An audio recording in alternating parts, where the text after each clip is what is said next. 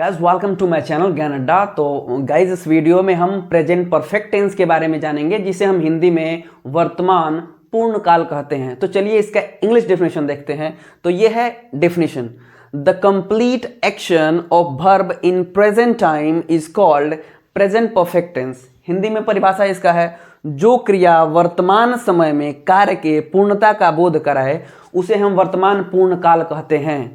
इसके कहने का थीम क्या है, इसके कहने का कॉन्सेप्ट, इस कॉन्सेप्ट का अर्थ क्या है? जो क्रिया वर्तमान समय में, यानी कि उसका टाइम होगा, प्रेजेंट होगा, अवस्था होगा, वर्तमान होगा, उसमें जो क्रिया होगी कंप्लीटनेस का बोध कराएगी, यानी कि पूर्णता, यानी कि काम पूरा पूरा हो गया होगा।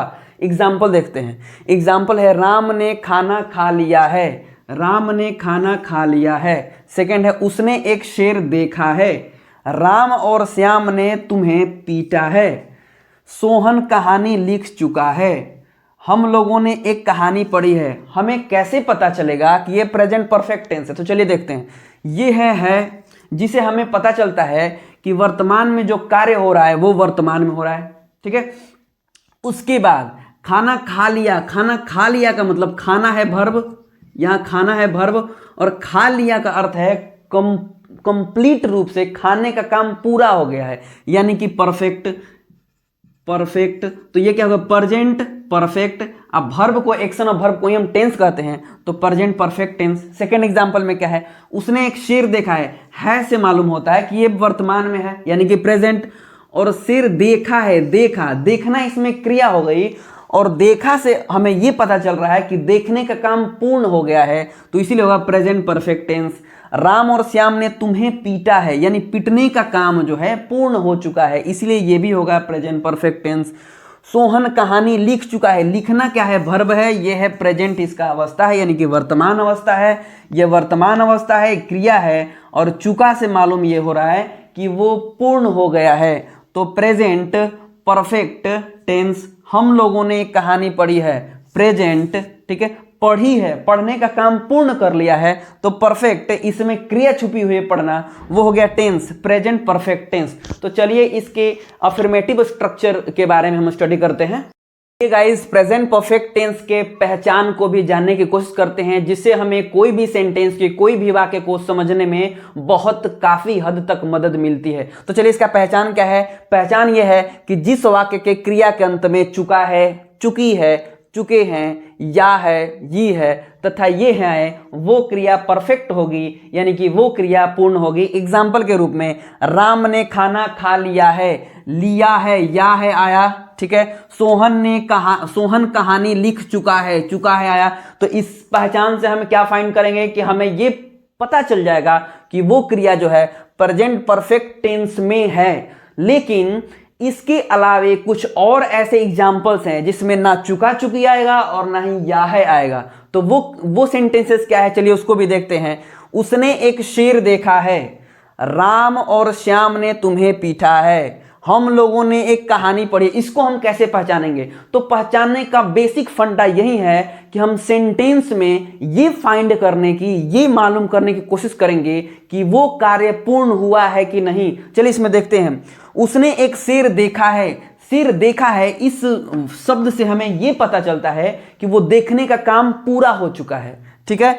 हम लोगों ने कहानी पढ़ी है। कहानी पढ़ने का काम पूरा हो चुका है। इसमें भी वही सेम चीज है, राम और श्याम ने तुम्हें पीटा है, यानी कि जब लड़ाई हुई थी, है ना, वो पीटने का काम है, पूर्ण हो चुका है। तो चलिए आगे हम अफर्मेटिव सेंटेंस स्ट्रक्चर को देखेंगे। Affirmative sentence structure, subject plus has oblique have plus V3 plus object oblique other word. यहां पे तो दो ऑप्शंस हैं। अब हमें यह जानना होगा कि हैज कब लगेगा और हैव कब लगेगा। ये जब भी लगेगा ये सब्जेक्ट के अनुसार ही लगेगा, कर्ता के अनुसार ही लगेगा। तो हैज कब लगेगा और हैव कब लगेगा? चलिए रूल को देखते हैं। Third person singular number, third person मतलब होता है अन्य पुरुष, सिंगुलर नंबर एक वचन। अन्य पुरुष एक वचन का वीडियो हमने अभी बनाया नहीं है, बट आपको बना के मैं अपलोड कर दूंगा, जिसको आपको इसे समझने में बहुत आसानी होगी। फिलहाल के लिए हम देखते हैं कि थर्ड पर्सन सिंगुलर नंबर होता है ही, शी, इट या कोई नाम। ही मतलब होता है वह, जो कि प्रोनाउन है। शी मतलब भी होता है वह, लेकिन ये फीमेल के लिए होता है, ये स्त्रीलिंग के लिए होता है। इट कोई वस्तु के लिए, नाम कोई नाम हो, उसके साथ हैज लगेगा। ये चीज आपको ध्यान रखना होगा। Third person singular number he, she, it और नाम के साथ हैज, बाकी सबके साथ हैव का इस्तेमाल होगा। देखिए सेकंड पर्सन में यू होता है जिसका अर्थ तुम और तुम लोग, इसमें भी हैव लगेगा। फर्स्ट पर्सन आई मतलब मैं, भी मतलब हम लोग, इसके साथ भी हैव लगेगा। तथा प्लूरल, थर्ड पर्सन का प्लूरल जिसे दे कहते हैं, मतलब वे लोग, या दो नाम अगर जुड़ जाए जैसे राम और श्याम हो जाए, ये तो थर्ड पर्सन सिंगुलर नंबर है, लेकिन एंड के साथ जुड़ेगा तो दो लोग हो गए, तो दो लोग मतलब प्लूरल, तो इसके साथ भी हैव का इस्तेमाल होगा। एग्जाम्पल देखिए, राम ने खाना खाया है, राम हैज, सब्जेक्ट है राम, इसके साथ हैज, ईट, ईट का थर्ड फॉर्म, ईट, एट, ईटेन। मैं नेक्स्ट वीडियो में मैं वर्ब फॉर्म्स भी आपको समझा दूंगा, जिसे आपको ये सब ट्रांसलेशन बनाने में आसानी होगी। तो Ram has eaten a mango, ठीक है।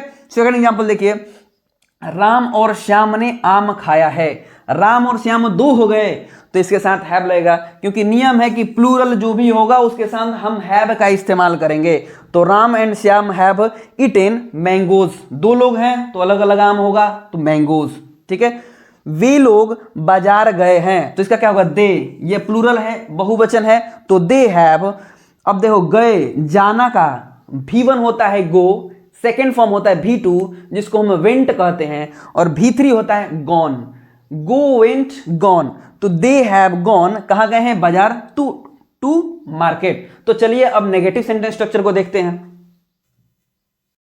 गाइज हमने इस वीडियो को बनाते समय यहाँ पे अफर्मेटिव था तो हमने इसको नेगेटिव किया। अब नेगेटिव बहुत ही इजी है। आप किसी भी टेंस में, किसी भी वाक्य में नेगेटिव मतलब ना होता है और वो सहायक क्रिया के बाद लगता है। अगर अफर्मेटिव में क्या था, सकारात्मक में क्या था, Ram has eaten a mango है, राम ने खाना खाया है। अब इसमें हमको निगेटिव बनाना होगा, यानी नकारात्मक बनाना होगा, तो इसमें बस हैज के साथ हम नॉट लगा देंगे। Ram has not eaten a mango, यानी कि राम ने आम नहीं खाया है। सेकंड है, वे लोग बाजार गए हैं, इसमें नहीं लगा देंगे तो ये भी नेगेटिव हो जाएगा, वे लोग बाजार नहीं गए हैं। अब नहीं यहां लगाएंगे तो हैव के साथ, सहायक क्रिया के साथ नॉट लगाना पड़ेगा। ये है, राम और श्याम ने आम नहीं खाया है, Ram and Shyam have not, ठीक है। तो इसके स्ट्रक्चर में क्या आसानी से एक छोटी सी चेंजिंग करेंगे, subject plus has oblique have plus not. हाँ, एक चीज और है कि अगर आप थोड़ा एडवांस रूप में इसकी उच्चारण करना चाहते हैं, हैज और नॉट को कॉन्ट्रैक्ट करके एक साथ मिला के, तो हम इसको हैजंट कहेंगे। इसकी स्पेलिंग होगी हैजंट, या अगर हैव होगा तो क्या हो जाएगा, हैवंट, ठीक है।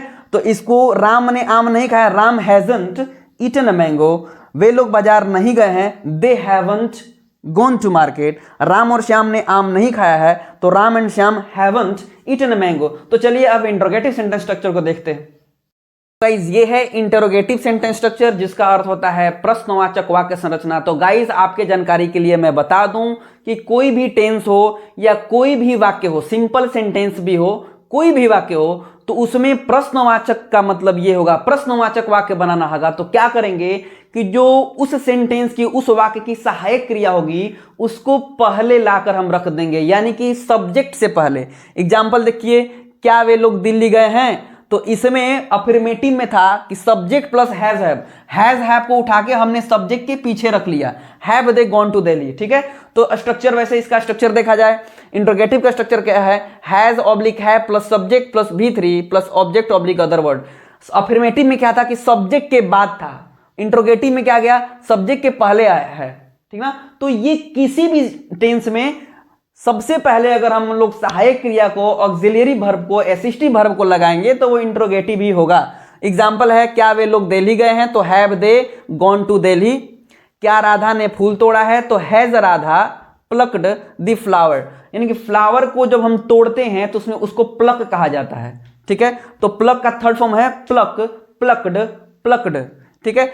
अब इंटेरोनेगेटिव सेंटेंस स्ट्रक्चर, इसमें प्रश्न भी रहेगा और उस वाक्य में ना भी रहेगा। एग्जाम्पल, क्या वे लोग दिल्ली नहीं गए हैं, इसमें क्या भी है और ना भी है। तो इसका क्या है कि हैज हैव सब्जेक्ट के बाद हम नॉट लगाएंगे, plus V3 plus object oblique other word. इसका होगा have they not gone to Delhi. लेकिन हाँ, अगर हैव और नॉट को कॉन्ट्रैक्ट करना होगा, एक साथ बोलना होगा, तो हम इसको कह सकते हैं haven't they gone to Delhi. और एक और एग्जांपल ले लेते हैं, क्या राधा ने फूल नहीं तोड़ा है, तो hasn't Radha plucked the flower. ठीक है, इसी तरह है अपना WH interrogative sentence structure. Interrogative के साथ WH लग जाए, यानी कि WH वर्ड किसे कहते हैं, मैंने पिछले वीडियो में भी सेशन में भी करा दिया था, बट शॉर्ट के लिए आपको बता देता हूं कि WH मतलब कारण बताओ प्रश्नवाचक, उसमें क्यों, क्या, कैसे, यानी कि हाउ, व्हाट, व्हेन, विच जैसे WH वाले शब्द आते हैं। जैसे ये हो गया व्हेन, व्हाट, व्हाई, ऐसे टाइप के शब्द आते हैं, वही कहलाते हैं WH इंट्रोगेटिव। तो एग्जांपल देखिए, वे लोग दिल्ली क्यों गए हैं, तो क्या होगा, सबसे पहले WH शब्द डालेंगे। तो क्यों क्या है, WH वर्ड है, तो क्यों को हम बोलते हैं वाई। इसके बाद जो इंटरोगेटिव का स्ट्रक्चर होगा हम लिख देंगे। इंटरोगेटिव का स्ट्रक्चर है हैज है plus subject plus V3 plus object oblique other word. तो वाई के बाद लगाएंगे हैव, क्योंकि दे के साथ हैव लगेगा, हैव दे। इसके बाद वर्ब का third form gone to Delhi, same ये भी होगा। राधा ने फूल कैसे तोड़ा है, तो इसके लिए WH वर्ड क्या है, कैसे, हाउ। तो हाउ होगा यहाँ पे, हाउ। इसके बाद इंटरोगेटिव का स्ट्रक्चर लगा देंगे, हाउ, राधा के साथ हैज लगेगा, how has Radha plug the flower. ठीक है, अब सेम देखिए आपके इंफॉर्मेशन के लिए इसमें एक और स्ट्रक्चर रह गया जो जिसको मैं ऐसे ही बता देता हूं, जिसको WH इंटरोनेगेटिव कहते हैं, यानी कि सेम WH जोड़ेंगे और इंटरोनेगेटिव सेंटेंस स्ट्रक्चर का यूज करेंगे। एग्जांपल देख लेते हैं कि वे लोग दिल्ली क्यों नहीं गए हैं, तो क्या होगा, why have they not gone to Delhi. ठीक है, और हैव नॉट को कॉन्ट्रैक्ट करना होगा तो बोलेंगे why haven't they gone to Delhi. ठीक है, तो गाइज होप करता हूं कि प्रेजेंट परफेक्ट टेंस का पूरा स्ट्रक्चर आपको बखूबी समझ में आ गया होगा। लेकिन अगर कोई भी डाउट रह गई हो तो आप कमेंट बॉक्स में सीधे कमेंट कर सकते हैं, मैं उसको पर्सनली रीड करूंगा और आपके कंफ्यूजन को, आपके डाउट्स को क्लियर करने की यथासंभव प्रयास करूंगा। गाइज होप करता हूं कि ये वीडियो आपको पसंद आई होगी। अगर पसंद आई होगी तो please don't forget to like, share and subscribe. Thank you so much.